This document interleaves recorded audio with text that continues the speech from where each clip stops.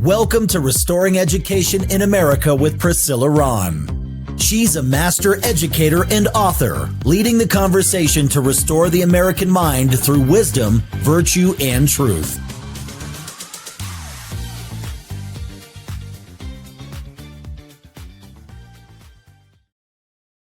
Well, hello, everybody. Come on in. We have a great show today on Restoring Education in America. I'm your host, Priscilla Ron, and I'm so excited that you've decided to join the conversation today because I have an amazing guest. He's my friend, Mr. Michael Lancaster. Welcome, Michael. How are you today? I'm great, Priscilla. How are you? I'm doing great now that we have an opportunity to have a deeper conversation about your wonderful journey in education and all of the work that you're doing with DLI. But before we get into the interview, for the listeners who don't know who you are, I'm going to share a little bit of your bio. Michael Lancaster is a Georgia grassroots leader who advocates for a stronger biblical framework in our civic policy and serves to educate citizens on many topics, particularly those affecting the Black community. Michael earned a bachelor's degree from the University of Virginia, as well as a master's degree in education from the University of Georgia. After teaching for several years in Atlanta, he worked for 15 years in South Africa to educate and mentor disadvantaged South African youth. Michael Lancaster currently serves as the Southeast Regional Director for the Douglas Leadership Institute and is the Georgia State Director for the Frederick Douglass Foundation. He is also a board member of Choose Life Georgia, an organization that works to sell pro-life license plates to support pregnancy resource centers. And that's just to name a few of the hats that you wear. But you've been doing tremendous work. And because we have such a short amount of time, we're going to dig into as much as we can. The experiences, Michael, that you've had in either Virginia or Georgia or South Africa, what shaped your worldview to bring you into civic engagement? Well, that's a loaded question. It would take a long time to answer. But I've always been sort of a servant at heart, just raised that way by my grandparents. And when I decided to go to South Africa, my sister and I decided to start a school there. That's when I really just dove into just service, to engage with people, to try to make a difference. And then leaving South Africa, I started getting involved with the Douglas Leadership Institute through my late mentor, Dean Nelson. And that just continued the effort to just see people educated properly, to support faith leaders and their role in terms of leading our communities and just generally serving the community, serving people. So that's just always been my heart. So. Yeah, for those people who had the opportunity to know Dean Nelson, they were really blessed. He did so much amazing work. In fact, he's the one, when he came to Colorado, not Colorado Springs, but I think it was Takaris Bible College for an event. We had a meeting, and it was the way he described the pro-life work that he was doing that really changed how I was able to articulate what I believed and where does life begin, right? And we're talking about real estate of a child in the womb versus out of the womb, but every life is precious. And so I think that's beautiful. You're doing some work with the license plates. I find that really fascinating that the fees, from what I understand from the license plates, goes to help the pro-life movement. Can you talk a little bit more about that and some of the benefits that you've seen from that work? Well, specifically for that work, carrying the message of life everywhere you go on your license plate is critical. It's important. And it doesn't just apply to life in the womb. It can apply to, someone who might be contemplating taking their own life or just promoting life in general. So when you put it on a license plate, it really carries a message. You're a traveling billboard of life and how precious it is. And the Bible tells us in Deuteronomy 31 to choose life. So that's a profound command from the Lord, actually. And with that work, we proceeds from the sale of the license plates in the states, and there are Choose Life networks all around the country. Many states have this program, but we use that money to support pregnancy resource centers around the state of Georgia. We support special projects that they may be doing, things that they might need in a moment. They can use us as a resource to fund that. When it comes to life in general, you're right. Dean Nelson was profound in his support of life in the womb. And he often compared it to slavery. And so we kind of see ourselves as modern day abolitionists. If people could devalue back then, devalue life and say that it was worthy to be enslaved, it's sort of the same mindset today. It's this devaluing of a human life. And so we find ourselves becoming champions of life in general, because again, the Lord tells us to choose life. And so whatever we can do to promote life in any way, in any effort, we do. And we try to stand strong on that. When you were a public school teacher for 15 years, what subject did you teach? Well, I taught many subjects. I taught in public schools. I taught in private schools, a variety of different areas. I mostly English, language arts, reading, that kind of thing was my general area. But I've been known to teach everything. When I went to South Africa, you kind of become a master of all things. So I've taught every grade level, pretty much many subjects. It's all about the pursuit of knowledge and learning and education. That's what's really important. And as long as you understand the topic that you're teaching and you're passionate about it, I've learned you can be very successful. Yeah, I would agree with that, because there are so many people who are skilled in their content who may not necessarily be licensed teachers. There's a big debate in public education policy. Should a teacher be required to have a teaching license? Because we have charter schools and private schools, and we have home schools where parents are teaching, but they don't necessarily have a teaching license. And so there's a big debate on what's the proper role of government. Should the government be telling you have to have you go to college for all those years, 4 or 5 years, go through your practicum, you come out, and then you have to take another test and pay hundreds of dollars for a piece of paper that says now you can teach. It's like a lot of this bureaucracy. But to your point, if you're good at what you do and you care about children and you're able to deliver instruction, you should be able to do that. That's my opinion. And I went through all the hoops to get the degree and the all those documentations. But I found that educational schools today are really, like most of our schools, and I don't know how deep you want to go into that rabbit hole, but they become camps of indoctrination. And we can see how, just through a lot of the things that are going on, teachers have become sort of faucets of an agenda. They spew out, just an ideology that may not necessarily line up with what parents want their children to learn. So you have to be very careful about that. And we have to really see how our teachers, although they may be trained, we have to be careful about what they're presenting to your children. So. Absolutely. And if you're just tuning in, my guest today is Michael Lancaster. He's an educator and a pro-life advocate, a Christian, a man of God, and he's a world changer. And he's shaking things up.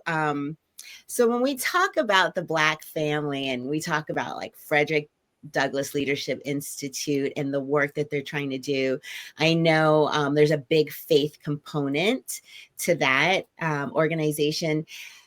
But where do you see as the biggest gap between, this information, the faith part, the education part, and the community as a whole? Because especially in the Black community, we still have a large number of Black voters who vote liberal, who vote Democrat, but they do go to church. I mean, we go to church with them every weekend, but there's clearly a gap in the information or the representation of a more conservative narrative. What do you see as the disconnect?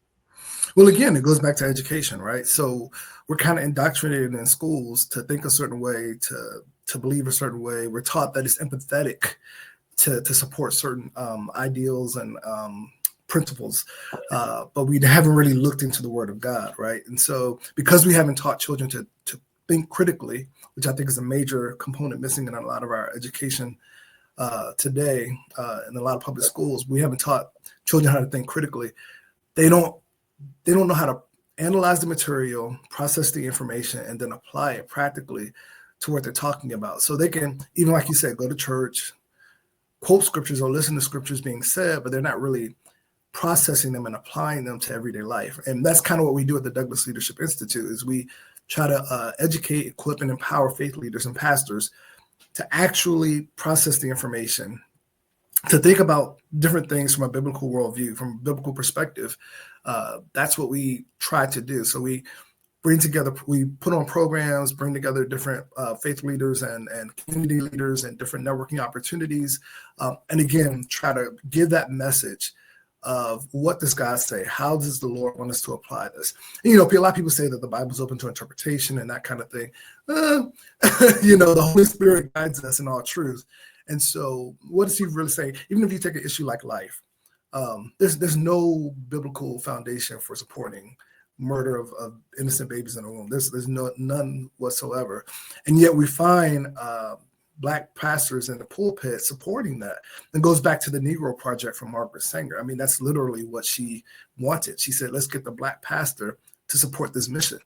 And that's what we found today. And so we have to awaken people, open their eyes, teach them how to think critically about these issues and how to apply it to the culture, to the marketplace, to be advocates in their pulpits for their churches and congregations for the truth. That's a really great point, because we're supposed to be in the world and not of it. And, the Bible does talk about there'll be people preaching things just to tickle our ears. I don't want a pastor to tell me something that I want to hear or make me feel good so I can make donations. I want to make it into heaven.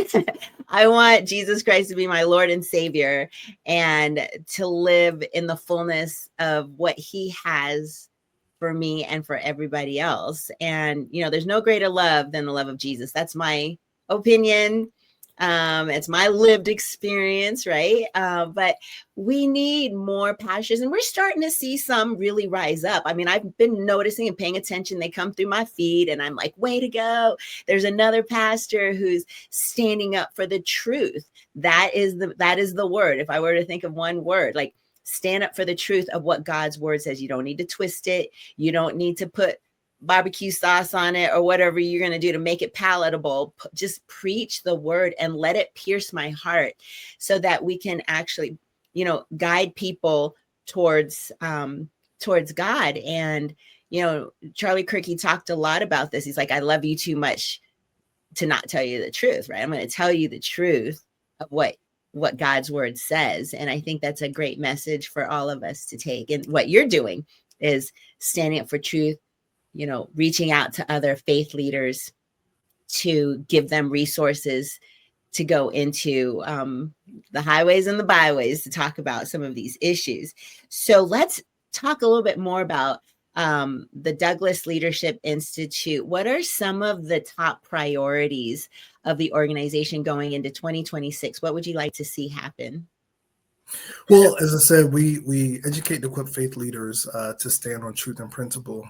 We might do that through some programming, let's say, on strengthening the Black family, and what are the things that are surrounding what we need to do to strengthen and support the Black family. We might do some kind of networking activity. We might do a class on biblical worldview and how to really apply it. So there are many different things that we can do. Right now, we're working with an organization called the American Property Owners Alliance. And we're going into communities and teaching African-American young people, or maybe not so young, but how to, what to do to get own a home, to buy a home. As I was just on the news recently, now 40 is the average age for a first-time home buyer. That's an issue. And you can think anything that's in America like that, it's worse in the African-American community. So, trying to teach those principles, or talking not biblically based criminal justice reform. Like, we want to see a change in that area, but how can we do that in a way that's biblically based and based on righteousness? Frederick Douglass, he quoted the Bible. He said, righteousness exalts a nation. Sin is a reproach to any people. And ultimately what we're dealing with all the issues that are facing our society, our communities, it all comes back to an issue of sin. I was just talking to somebody recently about South Africa. Back in the day, you had coloreds and Blacks working together to fight apartheid. Now, if you go to South Africa today, you'll see conflict between the coloreds and blacks themselves. Now that blacks are in authority, they're in power, you know, they have not remembered not so long ago when they were under oppression. So now they're kind of doing the oppression. What is that? All that goes back to is an issue of the heart, right? So, you know, what can we do to talk about these issues and ultimately show that it's a sin issue and how we need to, you know, bring righteousness back? We have to preach the gospel of Christ, as you were saying before. So it all comes back to that. You know, we have to change minds. And just to bring it back to education, you know, what we're finding right now in our schools is that kids can't read. I'm here in Georgia. I started teaching children's church again at my church. And I'm like, these kids can't read. So, you know, I had an idea to try to start a new reading program, that kind of thing. We've got to change the trajectory of our schools and what they're teaching. We got to get back to the basics, because that's the most fundamental thing you can do, is teach a child how to read. And it's one of the easiest things you can do, actually. So the fact that our kids are not reading to the degree of like 60 to 70% of our kids right now in public education can't read on grade level, that's a travesty. It's a shame. We can fix it. But if we teach them to read, then they can find truth. That's when I did more reading. And so when I was in my time behind the rock in South Africa, my 15 years in South Africa, you know, that's when I got more into the conservative mindset. That's when I was reading more of the Bible, reading more about Frederick Douglass, reading more about these from conservative authors.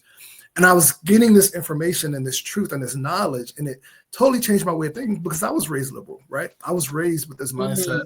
Of, you know, but liberal in the sense of let's vote Democrat, but not liberal in the sense of, you know, let's support all these crazy, wild, extra biblical ideas that are just not founded. If my grandparents were alive today, I think, you know, although they were lifelong Democrats, I think they would be kind of appalled by what they would see today, because we've always been conservative as a Black community, although we don't vote that way. And it's time to come back to those roots, come back to those traditions, come back to that understanding in order to see a real change in our society.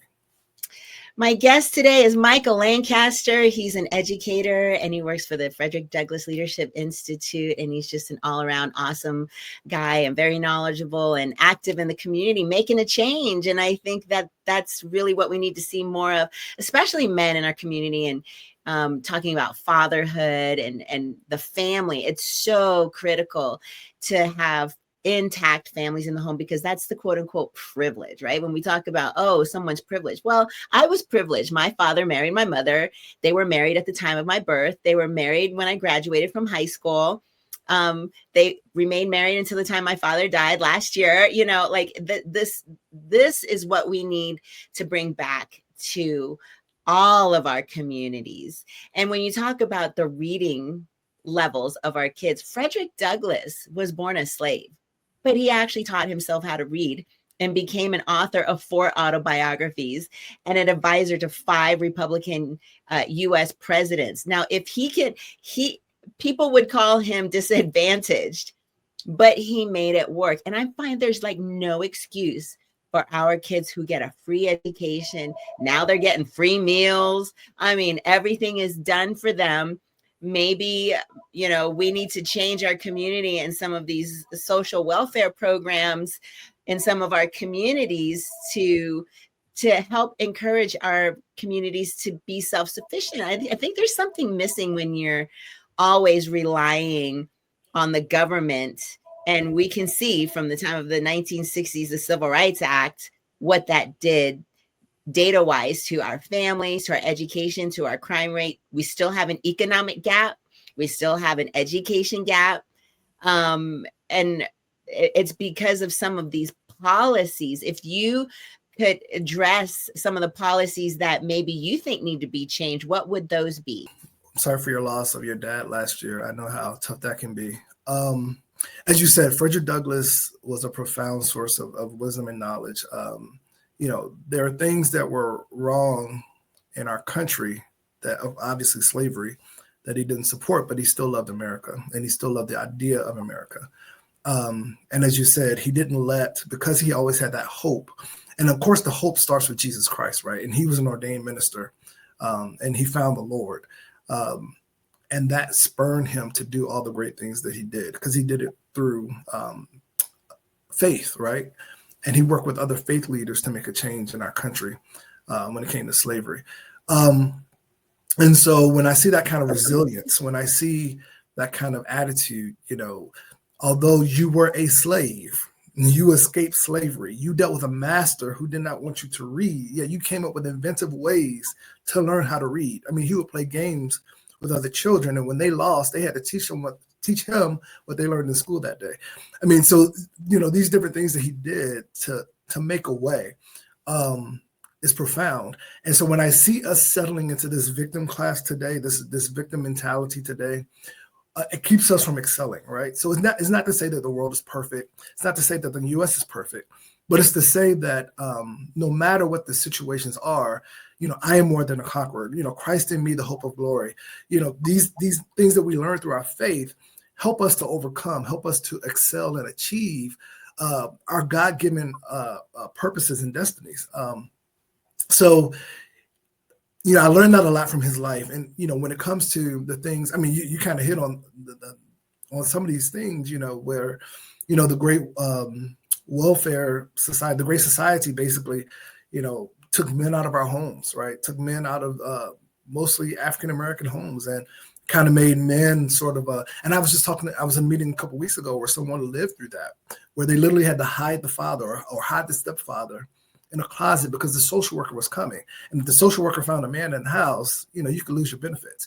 So it's kind of this perverse way that we've incentivized, giving help to people who need it by taking your father out of the home. There are ways that we can help people, and that goes back to who was ordained to help in the first place. It wasn't the government, it was the church, right? And so because the church kind of abdicated that role in helping the society, because when you're down on your luck, you lose your job, you need some assistance, it's the church that can help hold you accountable. That local, what the Catholics call subsidiarity, that local connection, that local accountability, that's what we need more of.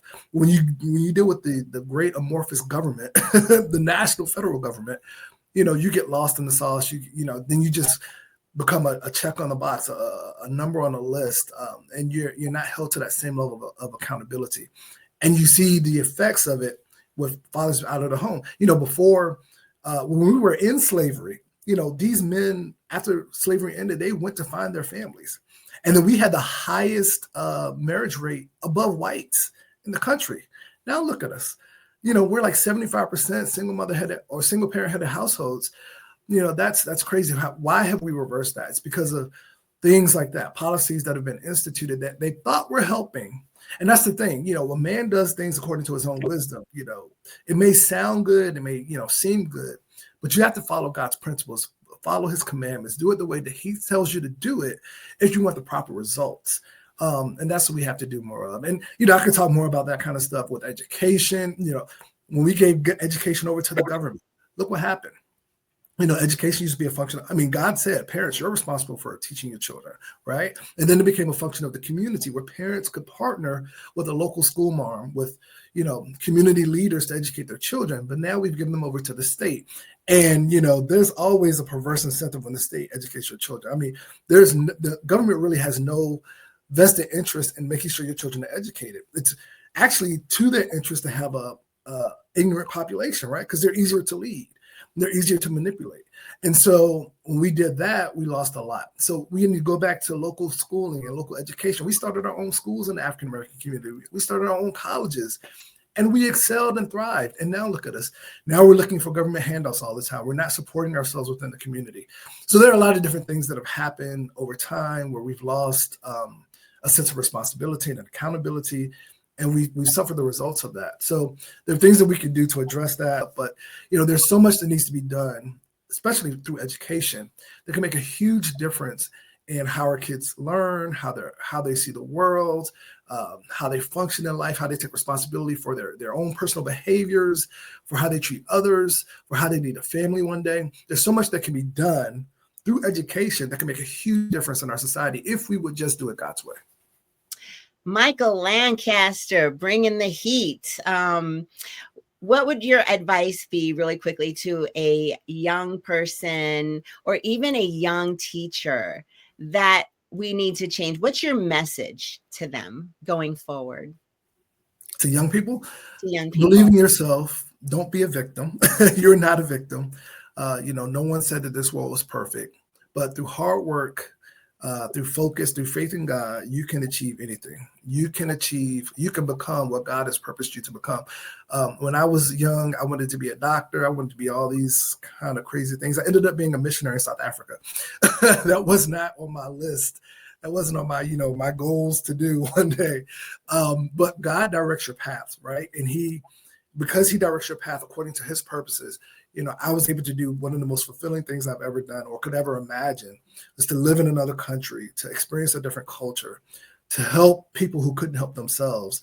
And what we achieved there, helping young people who were literally living in shacks, literally getting water from, the local water source, literally burning wood in order to have heat or cook their dinner at night. These kids, we were able to educate, help them out. And now some of them, they went to university, they went to colleges. One is a lawyer at the Supreme Court. She just got married. One is a pharmacist. One is a business person. One became a chef here in America. So many different things came out of that. Just me being obedient to the Lord to go to South Africa to do what he called me to do. And so I would say any young person, any teacher, whatever you're doing, do it as unto the Lord. Do it with conviction, do it with faith, do it with hard work and effort. We're not a victim just because of our skin color, just because of whatever happened to us in life. I could go down all my shoulda, coulda, wouldas in life, but God can still use us for a purpose. No matter how hard it is, how bleak it seems, God can still use you and work through you to affect positive change. Beautifully said. Well, Michael, we've got to land our plane here now. Where can people find you? I'm here, and I'm in Atlanta, Georgia. I don't have a lot of social media stuff, but dlinstitute.org, that's the website for our organization, Douglas Leadership Institute. You can go there, go to our website, visit our webpage, and you can probably find me, connect with me through there. But I'm on Facebook, I'm other places, but I'm around. If you look for me, you can find me. Thank you so much for your time and your wisdom. We could have talked for so much longer, but to my listeners, thanks for tuning in, and catch me next time. And remember, educating the mind without the heart is no education. So seek wisdom, cultivate virtue, and speak truth. Thanks for tuning in to Restoring Education in America with Priscilla Ron. Visit PriscillaRon.com to connect or learn how you can sponsor future episodes to keep this message of faith, freedom, and education on the air.